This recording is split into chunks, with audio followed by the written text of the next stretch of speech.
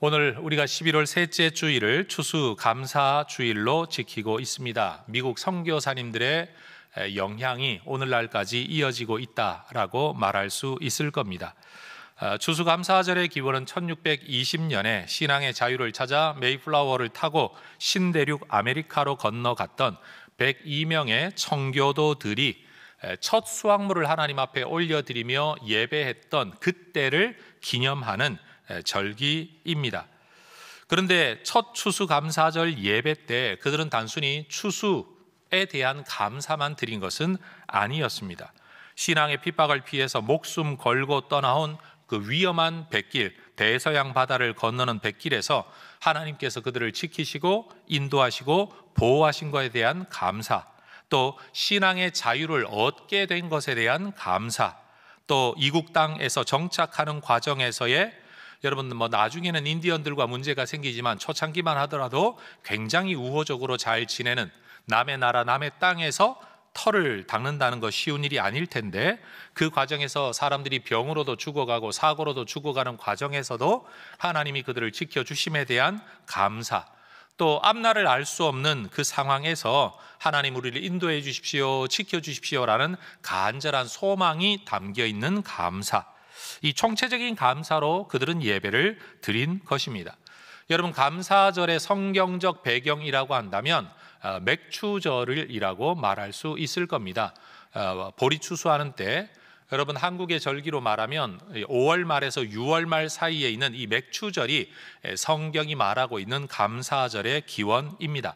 그런데 우리나라에서는 그 시기에 특별한 큰 추수를 말하긴 힘들죠. 비록 보리 추수를 하긴 하지만 우리에게 보리가 주식이 아니었기 때문에, 그래서 한국 교회 안에서는 추석을 추수감사절로 삼아야 되는 것 아니냐라는 논의가 상당히 많이 있어 왔습니다. 그리고 그 어간에 추수감사절을 지키는 교회들도 있습니다만 이것을 가지고 법적으로 제재하거나 교단에서 그러지는 않습니다. 그런데 여러분, 추석을 추수감사절로 하게 되면 한 해를 살아갈 양식을 얻은 것에 대한, 말 그대로 추수에 대한 감사의 의미는 우리에게 좀 더 풍성해질는지는 모르겠지만, 그렇다고 해서 신앙의 자유 또는 구원에 대한 감사의 의미가 더 부각되는 것은 아니기 때문에 그런 점에서 우리는 이렇게도 저렇게도 하기가 좀 애매한 형편에서 가지고 왔던 전통 문화를 그대로 이어가고 있는 중에 있다라고 말씀드리는 것이 솔직한 표현일 것 같습니다. 어쨌든 중요한 것은 한 해를 살아온 것에 대하여, 구원받은 것에 대하여 하나님 앞에 마땅한 감사를 특별히 기념하여 올려드린다라는 점에서는 날짜가 언제가 되든지 우리에게 한 해 한 해 꼭 기억할 만한 감사의 절기는 있어야 되는 것이 옳은 것 같습니다. 저는 오늘이 우리에게 그런 날이 될 수 있기를 주의 이름으로 축복합니다. 여러분, 감사라는 한자어 단어의 문자적인 뜻은 느낄 감 또는 고맙게 여길 감자에 사례할 사자를 써서 감사라고 합니다. 따라하십시다. 고맙게 여겨, 사례하다. 고맙게 여겨서 감사의 인사를 드린다, 사례하다라는 의미가 바로 감사입니다. 영어 표현으로 하면 Thanksgiving이라는 단어를 쓰지요. 여러분, 이 영어를 가지고 제가 잘 알지는 못하지만 그냥 워드 플레이를 좀 해보면 이렇게 말할 수 있을 것 같아요. 누군가가 내게 준 것, giving 한 것에 대하여 고맙게 여긴다, thanks 한다. giving 한 것에 대하여 thanks 하는 것, 그게 Thanksgiving Day이죠. 그리고 내가 받은 것을 고맙게 여기기 때문에, thanks 하고 있기 때문에 상대방에게 사례하여 뭔가를 인사하는 것, giving 하는 것, 그래서 Thanksgiving이라고 말을 할 수가 있을 겁니다. 굳이 의도적으로 단어에 대한 의미를 구분 짓자면 고마움이라는 것은 내 안에서 느끼는 것이고, 감사는 내가 느낀 고마움을 상대방에게 행동으로 표현하는 것, 그것을 감사라고 말할 수 있습니다. 그래서 감사는 고마움보다도 훨씬 더 적극적인 반응이고 행동이다 라고 말을 할 수가 있을 겁니다. 내 삶에 원래 없었던 무엇인가가 누군가로 인하여 내 삶 안에 들어오게 되었다, 이전에 없었던 좋은 것이 내 안에 들어오게 되었다라는 것을 깨닫는 것이 고마움, 그리고 그렇게 당신 때문에 좋은 것이 내 안에 들어왔습니다 라고 인사하는 것, 이게 감사라는 겁니다. 자, 이 시간 말만 따라하지 말고 제 수어 행동도 저를 따라하면서 한번 따라해 보시기를 바랍니다. 고맙습니다. 감사합니다. 여러분, 제가 하려고 하는 의미를 여러분 잘 이해하실 줄 압니다. 뭔가가 내 안에 주어졌다, 내 안에 들어왔다, 이거 고맙다, 고맙다. 그런데 그걸 고맙다는 말로 하든지 선물로 하든지 뭘로 하든지 상대방에게 표현하는 것, 이게 감사다라는 거예요. 성도 여러분, 마음으로만 고마움을 느끼지 말고 말과 행동으로 그 고마움을 상대방에게 표현하는 우리 모두가 될 수 있기를 축복합니다. 여러분, 내가 아닌 어떤 존재로 말미암아 내 삶에 또는 내 안에 좋음이 존재할 수 있었다라고 인정하는 것은 내 삶에 좋은 것을 내 힘으로 내 노력으로 내가 취하여 내가 쌓아가는 게 아니라 누군가를 통해 내게 주어졌다라는 것을 인정하게 된다는 것은 내가 의존적 존재다라는 것을 고백하는 것입니다. 그래서 여러분, 감사는 항상 겸손을 수반합니다. 겸손한 사람만이, 내 힘이 아니라 내 노력만이 아니라 누군가에 의하여 좋은 것이 내게 주어졌다라는 것을 깨달을 수 있다라는 거예요. 그리고 겸손한 사람만이 그 고마움을 상대방에게 머리 숙여 표현할 수 있다라는 거예요. 거만한 사람, 교만한 사람은 고마움을 느끼지도 못하거나 않을 뿐만 아니라, 또는 인정하지도 않을 뿐만 아니라 상대방에게 그것을 머리 숙여 표현하지도 못하는 사람, 그가 바로 거만하고 교만한 사람이라는 거죠. 고대 그리스에서 감사라는 의미는 자신이 경험한 도움에 대하여 구체적인 행위를 동반하여 응답하는 마음가짐, 마음의 자세, 그것이 바로 감사로 이해되었다고 합니다. 구약 성경에서 감사를 뜻하는 히브리어는요, 감사라는 단어가 따로 있는 게 아니고, 감사라는 단어가 사실은 찬양하다, 고백하다라는 다양한 의미로 사용되는 야다라는 단어라고 합니다.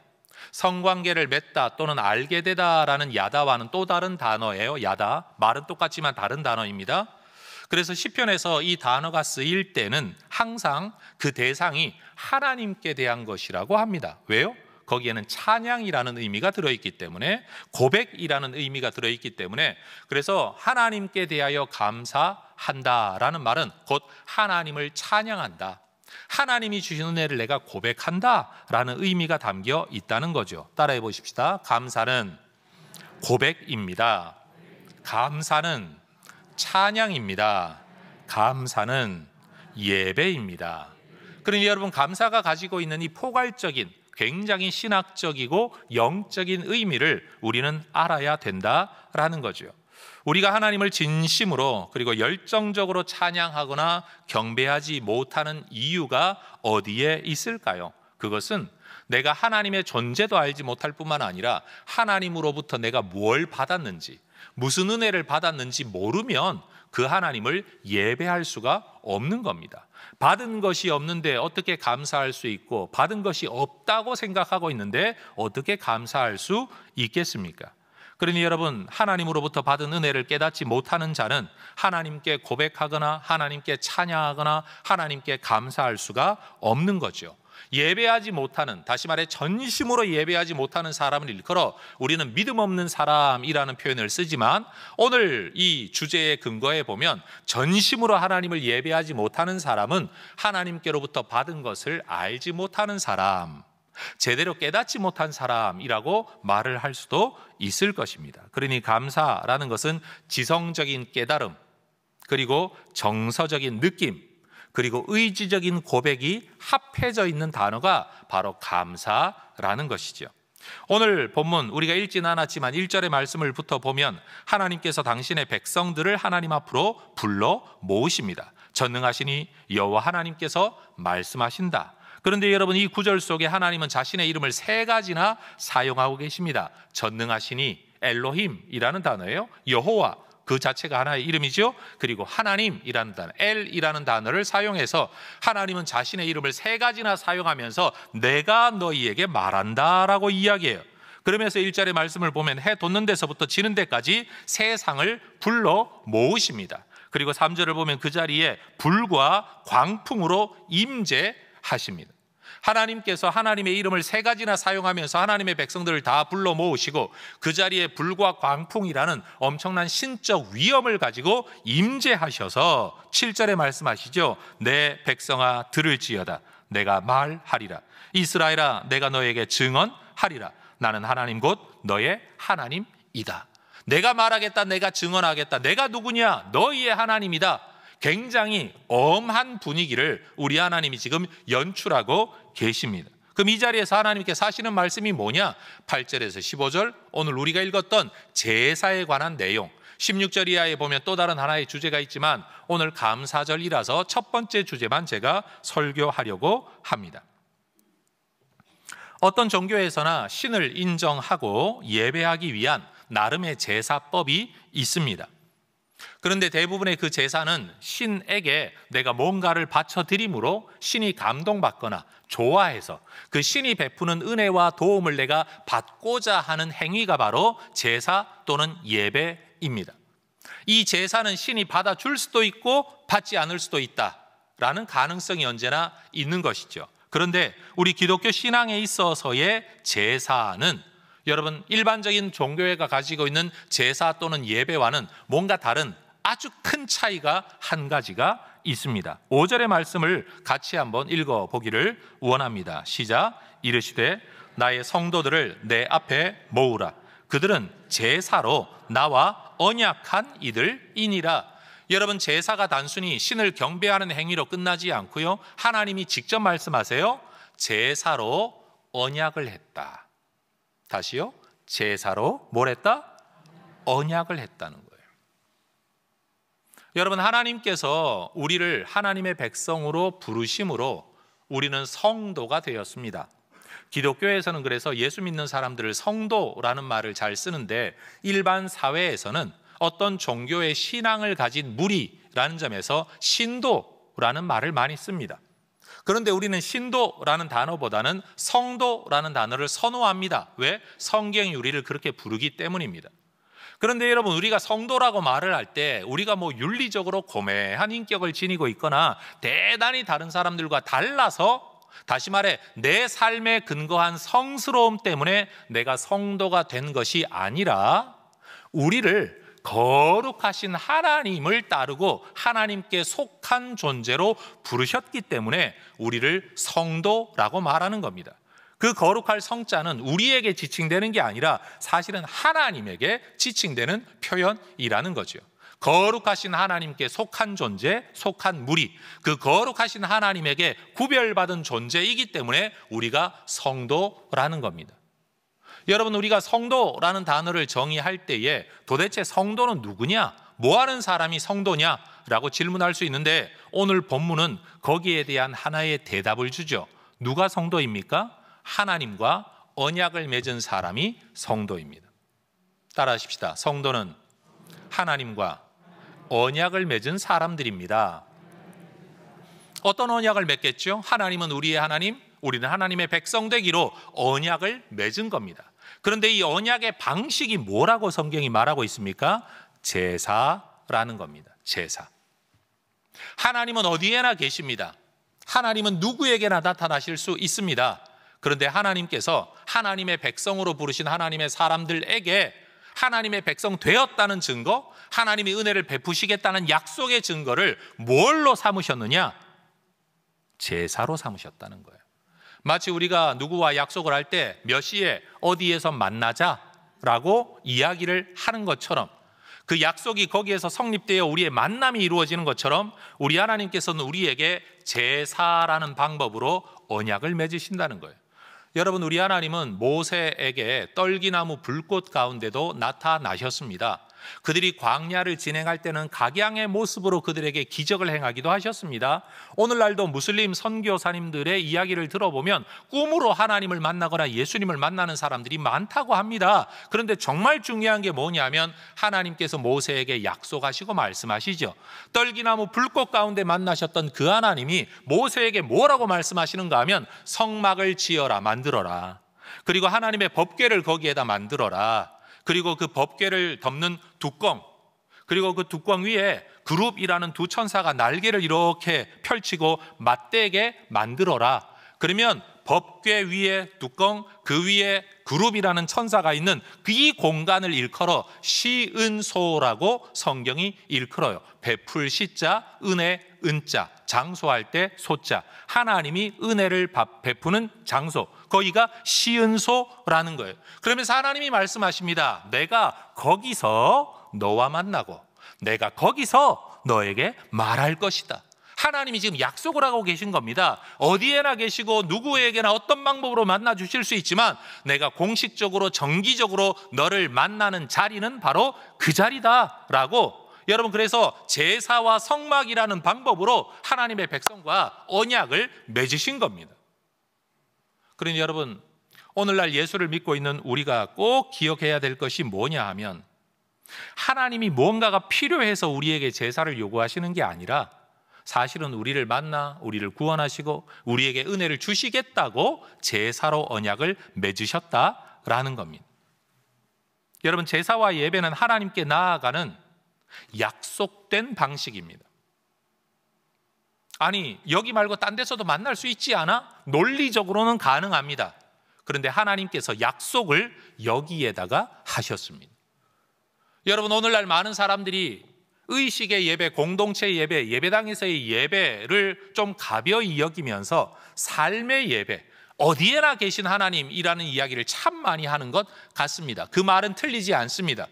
그런데 성경은 분명히 말씀합니다. 어디에나 계신 하나님이 삶의 예배도 받으시지만 의식의 예배, 약속된 예배, 장소의 예배로 우리와 언약을 맺으셨다는 사실입니다.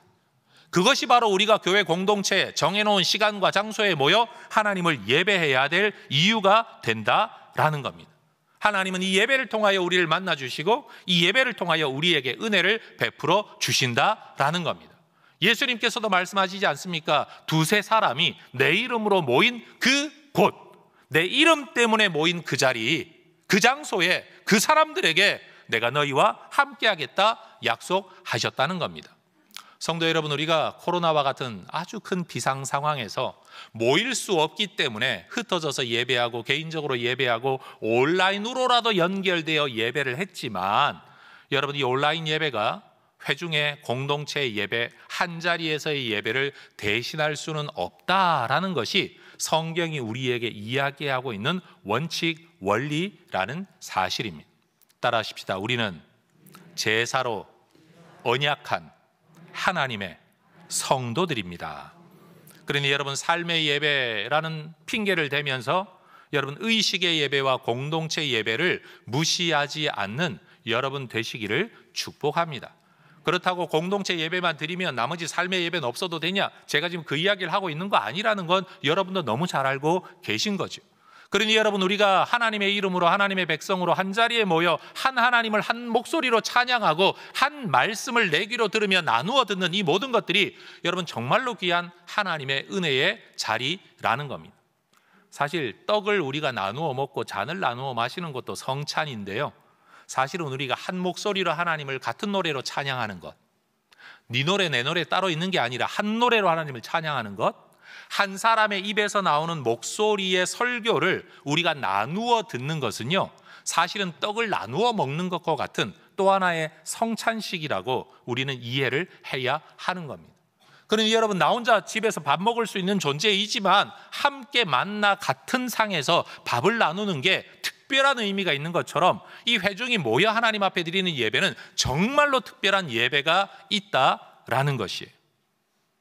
전 우리 혜성의 가족들이 세상에서 떠돌고 있는 기독교와 신앙에 대한 사람들 자기 나름대로의 그 자기 주장, 정통성도 없고 객관성도 없고 성경적이지도 않지만 그저 자기 나름대로 성경 몇 구절을 인용해서 마음대로 하는 이야기에 저는 여러분들이 휘둘리지 않기를 소망합니다.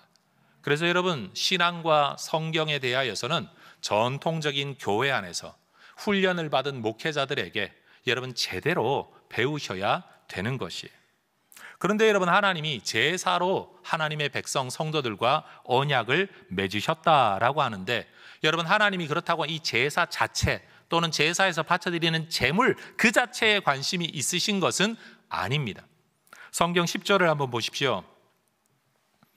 이는 삼림의 짐승들과 무산의 가축이 다 내 것이고 산의 모든 새들도 내가 알고 들의 짐승도 내 것이다.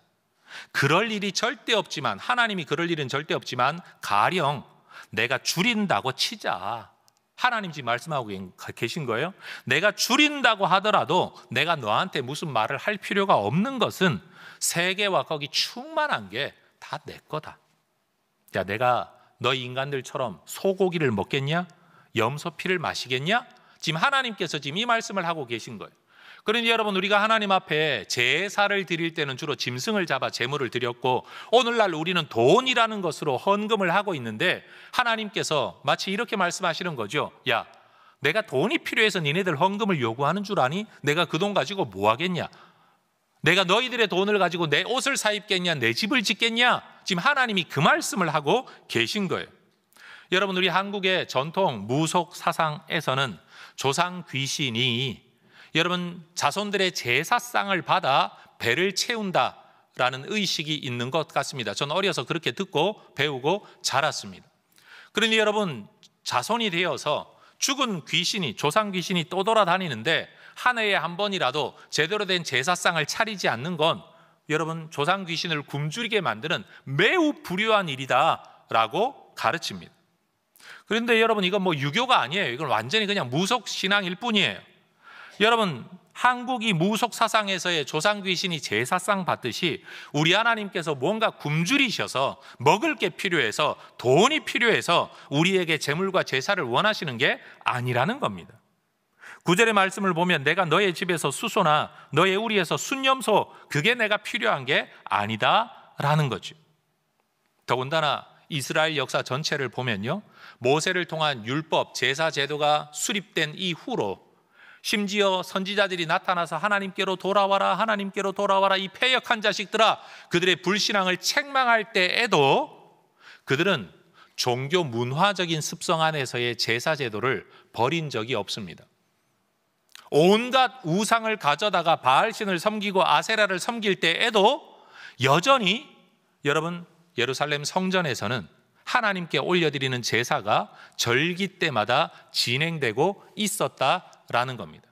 그들이 하나님을 떠났다라고 말을 할 때 제사를 완전히 없애버리고 제사장 다 죽여버린 게 아니라는 거예요. 여전히 그들의 습성 속에서는 이 종교 문화를 지키는 일들이 있었다라는 겁니다. 8절이 말하지 않습니까? 나는 너의 재물 때문에 너를 책망하지는 않을 거다. 왜? 너의 번제가 항상 내 앞에 있기 때문이다. 제사 제도가 남아있고 제사 드리는 종교인이 남아있고 너희들이 바쳐드리는 제물이 남아있다. 너희들은 여전히 종교 문화적인 습성을 잘 지키며 살아가고 있었다라는 겁니다. 그런데 뭐가 문제입니까? 여러분, 우리가 흔히 말하듯이 제사상의 상다리 휘어지게 차려 여러분 종교 문화 습성 안에서 제물이 넘쳐나게 하나님께 드린다고 하더라도 그것이 진짜 하나님께 제사가 되는 건 아니라는 거죠. 그럼 어떤 제사를 드려야 됩니까? 14절이 말을 합니다. 감사로 하나님께 제사를 드리며.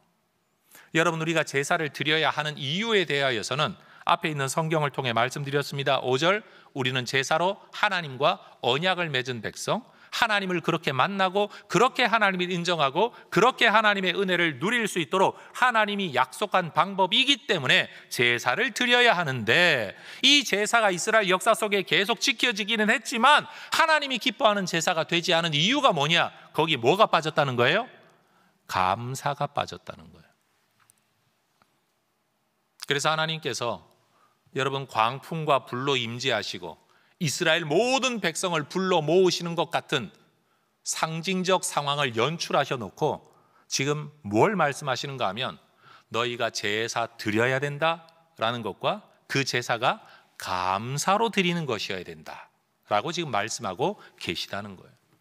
여러분, 오늘 이 자리에서 예배하는 우리 모든 성도들의 예배가 감사로 드리는 예배가 될 수 있기를 축복합니다. 은혜 받기를 위하여 드리는 예배, 여러분 그건 부차적인 목적이 돼야 되고요, 본질적인 건 감사예요. 근데 감사는 아까도 말씀드렸지만 고마움을 느끼는 것만이 아니라 그 고마움을 하나님 앞에 표현하고 고백하는 거죠. 고백하고 경배하다, 그게 감사라고 히브리어 단어를 제가 설명하지 않았습니까? 그러니 여러분, 오늘 이 자리는 우리가 하나님 앞에 주님이 내게 주신 은혜에 대하여, 주님께서 우리에게 베풀어 주신 구원에 대하여 감사를 고백하는 자리라는 거예요.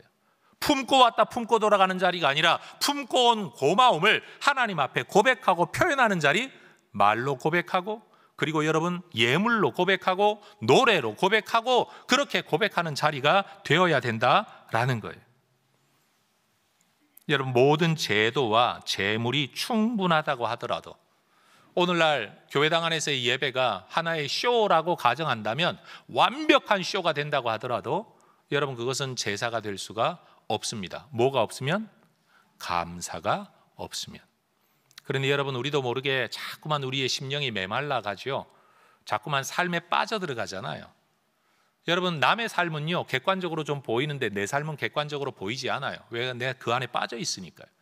다른 사람을 보면서 네가 요즘 조금 병이 든 것 같다, 마음이 아픈 것 같다 말할 수 있는데, 정작 내 마음이 아픈 건 내가 못 찾아내는 것, 알지 못하는 게 우리의 존재예요. 저는 오늘 이 추수감사절이 그런 의미에서 굉장히 중요한 때이다 생각합니다. 왜요? 잃어버린 우리의 감사를 되찾으라고 하나님이 요구하시고 깨우치시고 가르치는 자리이기 때문에, 마치 선지자들이 찾아와 너희 제대로 돌아와라 라고 외쳤던 것처럼, 하나님은 지금 우리에게 너희 예배가 진짜 예배가 되도록, 너희 신앙이 진짜 신앙이 되도록 너희가 되찾아야 될 게 있다. 그게 뭐라고요? 감사라는 거예요. 근데 성도 여러분, 우리가 하나님 앞에 이 감사를 드리는 게 마땅한데, 좀 더 확장해서 적용을 해보면 인간관계 안에서도 감사가 꼭 필요한 것 같습니다.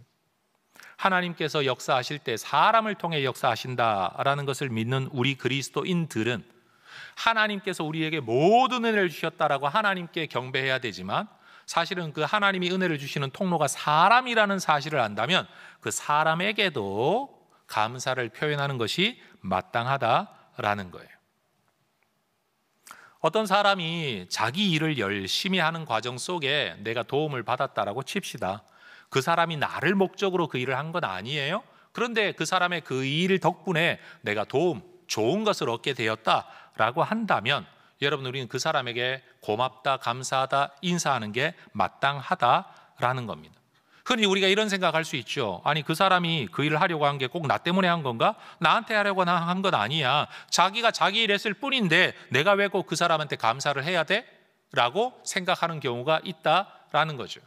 여러분, 마치 우리가 이 땅에 생명을 가지고 태어나게 될 때 생명 주신 분은 하나님이신데, 그 생명이 누구를 통해 우리에게 옵니까? 부모님을 통해 우리에게 옵니다. 정말로 철딱서니 없는 자식들은 말을 하죠. 뭐 엄마 아빠가 날 낳고 싶어 낳았어요, 어쩌다 보니 낳게 된 거지 라고 말할 수 있죠. 사실 그건 사실입니다. 왜냐하면 우리가 우리의 자녀를 낳을 때 요렇게 생긴, 요런 성격의, 요런 남자, 요런 여자, 요때에 요런 애를 낳게 해달라라고 여러분 계획하거나 기도하거나 의도해서 애를 낳은 게 아니기 때문에, 사실 부모 입장에서도 자식이 주어진 것이지 여러분 내가 낳았다라고 말하기 힘든 건 사실입니다. 그런데 내게 생명을 주신 하나님께서 누구를 통해 주셨냐? 부모님을 통해 주셨다는 거죠. 그리고 그 부모님이 배를 아파 나를 낳았고 수고하며 나를 키웠다고 한다면, 여러분, 하나님께 내게 생명 주신 것 감사하는 동시에 그 생명 주심의 통로가 된 부모님에게 10계명 5계명이 말하는 것처럼 공경하며 사랑을, 그리고 감사를 고백하는 것이 마땅하다라는 거예요. 옛날에는 선생님들에게 당연히 감사하는 것이 일반적인 일이었는데, 여러분, 요즘 선생님들도 그러고 요즘 젊은 애들도 그러고, 가만히 들여다보면 선생님은 자기 돈 받고 자기 일한 거고 나는 내 돈 내고 내가 배운 것 뿐이다 라는 생각을 하면서, 여러분, 자기는 자기 일, 나는 내 일한 사람, 이런 식의 관계를 맺고 살아가는 우리의 자녀들을 가끔씩 만날 때가 있습니다. 아무리 그분이 자기 일 때문에 그 일을 했다고 하더라도 그분의 그 일을 통해 내가 지적 성장, 인격의 성장, 배움의 성장, 인간의 성장이 이루어졌다면, 내가 당신 때문에 내가 성장했습니다, 배웠습니다, 이만큼 자랐습니다 라고 인사하는 게 당연하다라는 거예요. 여러분, 꼭 누군가가 목적하여 나를 돕지 않더라도 내가 도움받은 게 사실이라면 여러분, 감사할 줄 아는 성도 여러분 되시기를 축복합니다. 사실 저로서도요, 한동안 풀리지 않았던 이 감사 문제의 숙제가 있었습니다. 심지어 제가 목사가 되어 설교를 하면서도 저는 개인적으로 제 정서적으로 이 문제를 풀지 못했었어요. 그게 뭔가 하면, 예수님이 우리를 위하여 십자가를 지셨습니다, 이 말은요, 너무나도 분명한 성경적 사실이에요. 여러분 자신 있게 설교할 수 있었어요. 그런데 예수님이 나 때문에 십자가를 지셨습니다 라고 말하면 갑자기 마음에 딱 걸리는 거예요. 아니 뭐 나 때문에 십자가를 지셨나? 모든 인류를 위해 십자가를 지셨지? 이런 생각이 내 마음속에 이렇게 슬며시 올라오는 거죠. 그러니 가만히 생각하면 이런 거예요. 하나님이 전 인류, 다시 말해 내가 얼굴도 보지 못한 몇백 년 전, 1000년 전, 2000년 전 이 사람들, 존재했던 모든 인류를 위해 십자가를 지시고 내가 죽고 난 뒤에도 태어나고 살아가야 될 그 수많은 사람들을 위해 십자가를 지셨다, 우리를 위해 십자가를 지셨다, 이 말은 너무 분명한데, 나도 그 예수를 믿어 구원 얻는다, 이것도 너무 분명한데, 예수님이 나를 위해 십자가를 지셨다라는 말에는 탁 목구멍이 막힌다는 거예요. 그러면서 저 혼자 생각이, 전 인류를 위해 십자가를 지셨고 그 은혜를 내가 나누어 받았으면 나도 하나님 앞에 전 인류의 숫자를 n이라고 치고 n분의 1만큼만 감사하면 되는 거 아닌가? 라는 생각을 혼자서 자기 논리에 빠져 하게 되었다라는 거예요. 그런데 어느 날 제게 하나의 깨달음이 주어졌어요. 분명 예수님은 n분의 1만큼의 은혜를 내게 베푸신 건 맞아요. 왜? 나만을 위해 십자가를 지은 건 아니니까요. 그런데 그 n분의 1이요, 예수님께는 n분의 1일지 몰라도 내게는 전부였어요. 이해가 되십니까 여러분? 예수님이 나에게 전 인류만큼의 n분의 1만큼의 구원만 주시거나 n분의 1만큼의 은혜만 구원 은혜를 주신 게 아니라 내 생명 전체를 구원하셨다는 거예요. 내 삶 전체를 구원하셨다는 거예요. 내가 빠져 있었던 n분의 1이 결국 내게는 전부였다는 사실이죠. 그러니 저는 이제는 이렇게 고백할 수 있는 겁니다. 예수님이 나를 위해 십자가를 지셨다. 여러분 목사로서도 이렇게 자기의 잘못된 인간의 자기 논리 개똥 철학에 빠져가지고 온전한 예배와 온전한 감사를 못 드리는 경우가 있다는 이 부끄러움을 저는 여러분에게 지금 말하고 있는 겁니다. 아마 신앙생활하는 동안에 우리 성도님들도 어떤 자기만의 논리가 있으실 거예요. 그러면서 내가 왜 이걸 굳이 해야 돼? 왜 시키는 대로 다 해야 돼?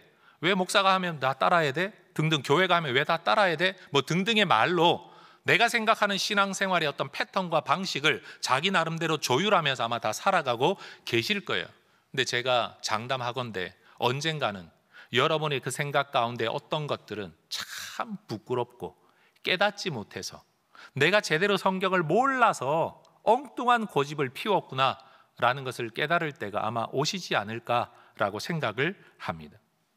여러분, 우리가 받은 은혜는 여러분 내 생명 전부입니다. 지나가는 찌꺼기 하나 얻어먹은 게 아니라 내 생명 전부를, 내 삶 전부를 여러분 하나님께서 우리에게 베풀어 주신 겁니다. 그러니 하나님 앞에 감사할 때 다른 사람이 어떻게 하나님 앞에 감사하지는 몰라도 나는 내 전부를 가지고 하나님 앞에 감사하는 게 마땅하다라는 것이죠.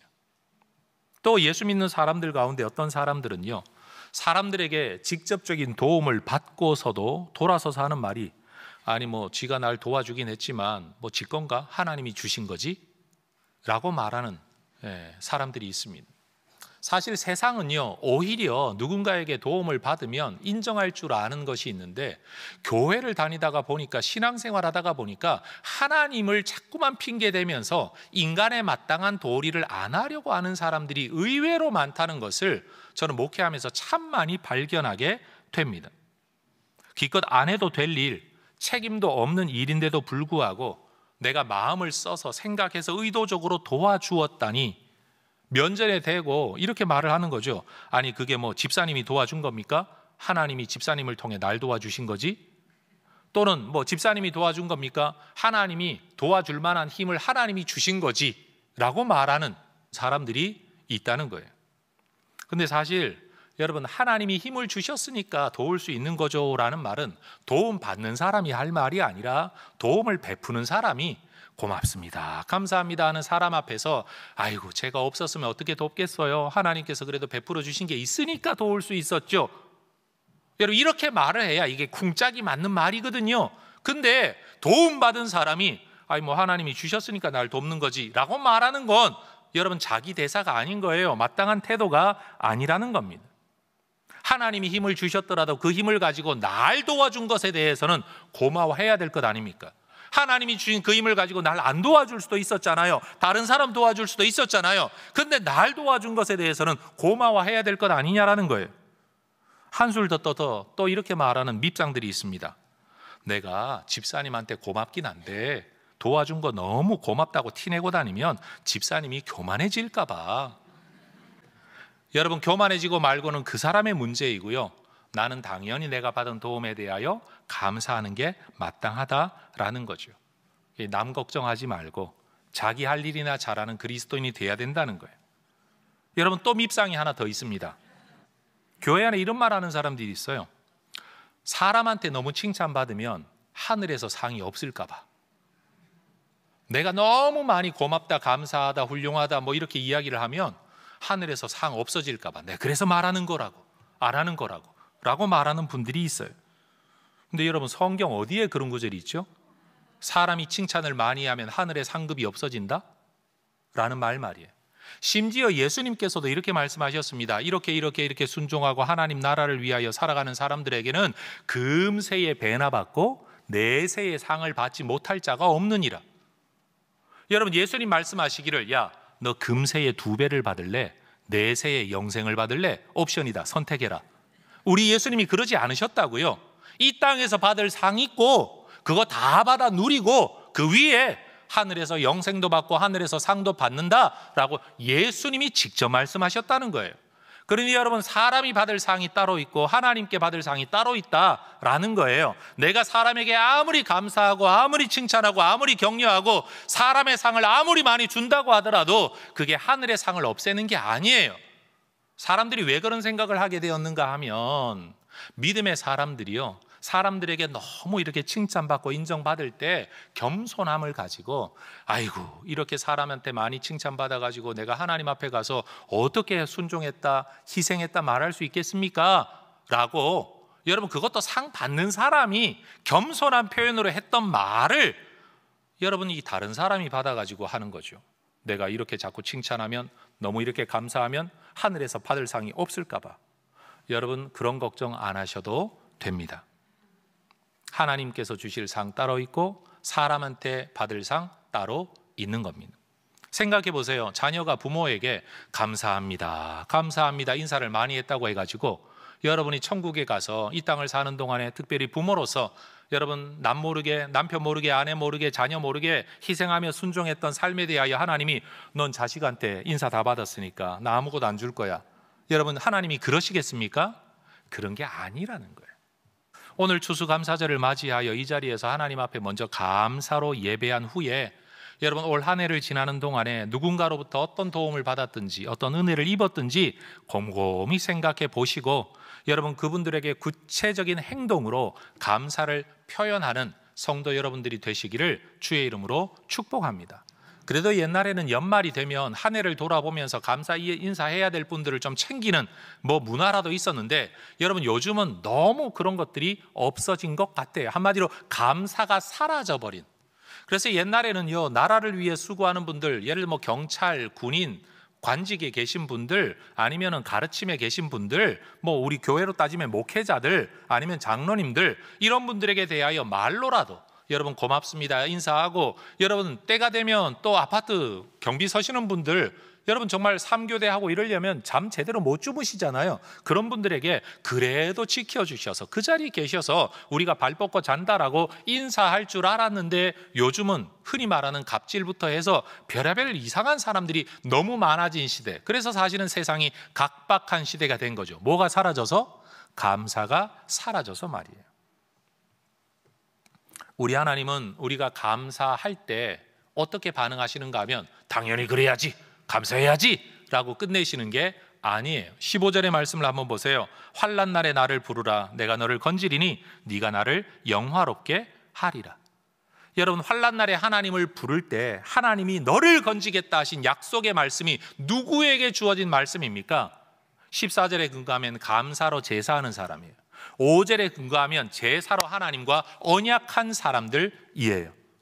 다시 말하면 하나님은 감사로 제사하는 사람들이 환난 날에 부르짖을 때 그들을 또 건져주시겠다고 말씀하시는 거예요. 감사 때문에 예배하는 자들에게 여러분 그들이 어려움이 있으면 또 건져주시겠다, 은혜 위에 은혜를 주시겠다고 지금 약속하고 계신 거예요.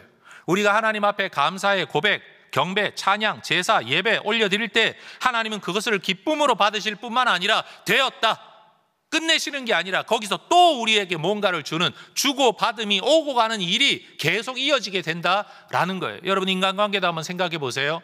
누군가가 도움을 받았는데 여러분 그걸로 끝내버리면 그 관계는 이어지지 않습니다. 그런데 그 사람이 감사를 표현해 오면 나도 거기에 대하여 뭔가 인사를 하게 되고 또 거기에 인사를 하면 또 인사를 하게 되어서 인간관계는 그렇게 유지되고 확장되고 이어져 나가게 되는 거죠. 하나님은 감사를 고백하는 자에게 더 큰 은혜를 베푸십니다. 하나님은 감사로 찬양하는 자에게 또 다른 찬양의 이유와 제목을 주시는 분인 줄로 믿습니다. 자, 제가 이런 문장을 한번 만들어 봤는데요. 따라해 보시기 바랍니다. 우리가 하나님께 감사로 예배할 때 하나님께서도 우리에게 감사로 선물하십니다. 아니, 하나님께서 우리에게 감사한다, 이 뭔가 어폐가 있는 말이라는 걸 저도 알아요. 근데 제가 말하려고 하는 핵심 요지는 뭔가 하면 우리가 감사로 하나님 앞에 나아가 예배하고 그것을 고백할 때 하나님은 그것을 기뻐하신다. 영어로 pleasing, 기뻐하시고 즐거워하셔서 우리에게 또 다른 은혜를 베푸신다라는 것이에요. 23절도 그렇게 말하죠. 감사로 제사를 드리는 자가 나를 영화롭게 하나니 그의 행위를 옳게 하는 자에게 내가 하나님의 구원을 보이리라. 하나님의 구원이 누구에게 나타납니까? 그의 행위를 옳게 하는 자에게 나타납니다. 그의 행위를 옳게 한다는 게 뭡니까? 윤리적으로 틀리지 않는다는 말이에요. 그 말이 아니에요. 그 행위를 옳게 한다는 말은 앞에 있는 것, 감사로 제사하는 것을 말하는 거예요. 하나님 앞에 자기가 가져야 할 올바른 태도로 올바른 반응을 하는 자, 성경은 그런 사람을 일컬어 그의 행위를 옳게 하는 자라고 말하는 거예요. 자식이 자식된 도리를 다 할 때 그걸 옳게 한다라고 말하는 거고, 학생이 학생의 도리를 다하며 스승을 귀하게 여길 줄 알 때 그것을 성경이 옳게 행위하는 자라고 말을 한다라는 거죠. 그 옳음이 여러분 모든 일에 흠이 없는 완벽한 윤리성을 요구하고 있는 게 아니라 올바른 반응이라는 의미로 해석이 된다라는 거예요. 그런 사람에게 하나님이 구원을 베푸시고 그런 사람이 나를 영화롭게 한다. 여러분 50편이 처음부터 끝까지 이 이야기를 하고 있다라는 거예요. 그리고 이 말씀이 예수님 시대의 한 사건 속에서 아주 분명한 사건으로 구체화되어 우리에게 나타납니다. 누가복음 17장에 보면 고침받은 10명의 나병 환자 이야기 말이에요. 예수님이 어느 날 길을 가시다가 여러분 나병 환자 10명을 만납니다. 나병 환자들은 종교적으로 부정하다라고 여겨져서 사람들이 사는 성읍 안에 들어올 수가 없어서 주로 성 밖에 집단 거주 생활을 합니다. 사람에게 다가갈 수도 없습니다. 왜요? 접촉하면 그 사람 부정하게 되니까 남에게 해를 끼치는 게 되어서 사람에게 다가갈 수가 없는 거예요. 그러니 그들은 멀리 서서 예수님 일행을 바라보면서 소리칠 수밖에 없는 겁니다. 우리를 불쌍히 여기소서, 불쌍히 여기소서. 그러자 예수님이 그들에게 다가가서 치위에 손길을 내미신다든지 기도해 준다든지 하지 않으시고 말씀하시기를 가서 제사장들에게 너희 몸을 보이라 라고 14절에 말씀하세요. 그러니 이 사람들이 그냥 예수님이 그 말씀을 하니까 그들이 길을 갑니다. 그런데 가다가 깨끗함을 받았다. 그런데 그 다음 반응 15절, 그 중에 한 사람이 자기가 나은 것을 보고 큰 소리로 하나님께 영광을 돌리며 돌아오고 하나님께, 첫 번째 하나님께요, 두 번째 그 예수님 앞에 와서 발 아래 엎드려 감사하였다. 여러분 이 부분 주의하십시오. 이 사람이 감사를 표현한 대상이 두 존재입니다. 이해되시죠? 이거 누가 고쳐주신 거예요? 하나님께서 고쳐주신 거예요. 하나님께 영광을 돌리며 경배하며 찬양, 다시 말해 경배라는 단어를 바꾸면 감사를 드리고 자기를 고쳐준 예수님 앞에 나와 발 앞에 엎드려 예수님에게도 감사한 거예요. 그러자 예수님께서 말씀하시죠. 너희가 10명이 다 낫지 않았느냐. 사실 예수님이 가서 제사장에게 너희 몸을 보이라 라고 말씀하실 때 이미 이들을 고치시려고 작정하고 계셨고 그 과정에서 고치겠다고 능력을 이미 베푸신 상황을 예수님은 눈으로 보지도 않고도 이미 알고 계셨던 거예요. 근데 기껏 그것을 인정하고 돌아와 하나님 앞에 감사하는 자, 경배하는 자, 고백하는 자가 사마리아 사람 이 한 사람밖에 없느냐라고 탄식하시면서, 홀로 탄식이죠. 제자들 앞에 탄식이에요. 그리고 이 사람에게 뭐라고 말씀하시느냐? 19절, 일어나 가라, 너의 믿음이 너를 구원하였느니라. 여러분, 만약 이 믿음이 병고침에 대한 믿음이라면 이 구원은 나머지 9명도 다 받은 겁니다. 논리적인 거 이해가 되세요? 만약 가라 하는 그 말 믿고 간 그 믿음 때문에 구원받은 거라면 병에서 나은 것이 구원입니다. 그리고 그 구원은 다른 9명도 다 받은 겁니다. 그런데 지금 예수님이 말씀하고 계신 구원은 그게 아닌 것 같아요. 그 사람들은 병에서 나음까지만 얻은 것이고, 지금 이 사람에게만 너의 믿음이 너를 구원하였다라는, 이 구원이 구체적으로 어떤 구원인지 우리는 모릅니다만 분명 다른 9명이 누리지 못한 예수님이 허락하시는 또 다른 은혜를 예수님이 지금 이 사람에게 선언하고 계신 거죠. 성도 여러분, 감사하면 또 다른 감사의 제목이, 은혜가 우리에게 주어질 줄로 믿습니다. 감사는요, 항상 더 큰 은혜를 낳습니다. 여러분도 한번 생각해 보세요. 별것 아닌 거 하나 나눴는데 여러분, 그 사람이 너무 고마워요 라고 앞에서도 받을 때도 인사를 했지만, 사실 받을 때도 인사 안 하면 그 사람 아니죠. 뭘 주면 일단 받으면서 인사를 해야죠. 그런데 나중에 시간이 지나서도 그것을 기억하고 고맙다고, 감사하다고, 그때 그 한 끼가, 그때 음식 하나가 내게 큰 도움이 되었다고, 전해준 반찬 뭘 해 먹어야 되는지 너무 힘들었는데 갑자기 애들이 친구 데려오고 뭐 남편이 갑자기 들어왔는데 그것 때문에 내가 어려움을 모면했다고 등등 여러 간증을 포함해서 여러분, 고맙다는 인사를 한 번, 두 번, 세 번 이렇게 하게 되면 여러분이 그 인사를 처음에야 당연히 하는 거니까 들었다 치지만 두 번, 세 번, 네 번 하면 여러분 속에 어떤 마음이 들까요? 아이고, 다음에 뭐 있으면 또 줘야 되겠다. 내가 준 거에 비해 인사를 너무 많이 받았네. 미안한 마음에 그 표현이 고마워서 그 사람은 또 다른 것으로 그에게 감사를 표현하게 되는 거, 여러분, 이게 인간 세상의 원리 아닙니까? 제 말이 맞아요? 틀려요? 그래요. 여러분, 밥을 사줘도요, 잘 먹고 고맙다고 인사하는 사람, 그것도 그냥 잘 먹었어요? 로 끝나는 게 아니라 시간이 지나고 또 지나고 또 지나도 그때 먹은 음식이 너무 기억이 나요. 너무 맛있었어요. 그러면 내 마음속에 어디 또 좋은 집 있으면 또 사줘야 되겠다. 대접해야 되겠다. 왜? 저렇게 좋아하니까. 고마워하는 그것이 고마워서 나도 또 사게 된다라는 거예요. 여러분, 밥도요, 이쁜 사람이 얻어먹지 안 이쁜 사람은 못 얻어먹어요. 제가 지금 얼굴 이쁜 거 말하고 있는 게 아니에요. 말과 행동, 처신이 이쁜 사람은요, 자꾸만 얻어먹는 거예요. 전 성경이 진리인 것 같아요. 있는 자는 더 받아 누리게 되고 없는 자는 그 있는 것도 빼앗기게 되느니라.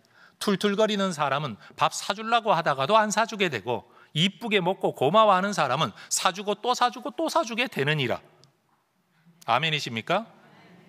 연세 드신 어르신들, 지난번 제암리 한번 다녀오면서 생각해 보세요.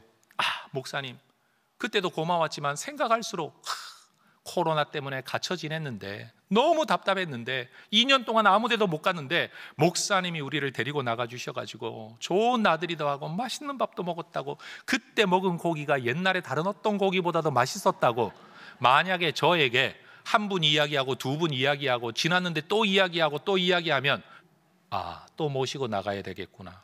별것 아닌데 이걸 이렇게 좋아하시네. 여러분, 그게 인간의 당연한 반응입니다. 여러분, 부부 생활에도 그렇지 않겠습니까? 나는 마땅히 남편으로 아내로 해야 될 일 한 것뿐인데 고맙습니다, 고맙습니다, 수고했습니다 라는 인사를 자꾸 하면 여러분, 그 사람이 남편으로서, 아내로서 더 못되게 굴까요? 더 잘할까요? 일하느라 애쓰셨습니다, 직장생활 하느라 애쓰셨습니다, 나한테 말도 안 한 어려운 일이 많을 텐데 그거 다 참고 당신이 수고해서 우리가 여기까지 와서 애들 이렇게 키웠습니다, 여러분, 그렇게 고맙다고 이야기해 주면 여러분, 남편들이 기분이 좋을까요? 나쁠까요? 남편들도 마찬가지 아니겠습니까? 집안일 얼마나 허드렛 일이고 해도 태도 안 나잖아요. 잘해야 본전인 일.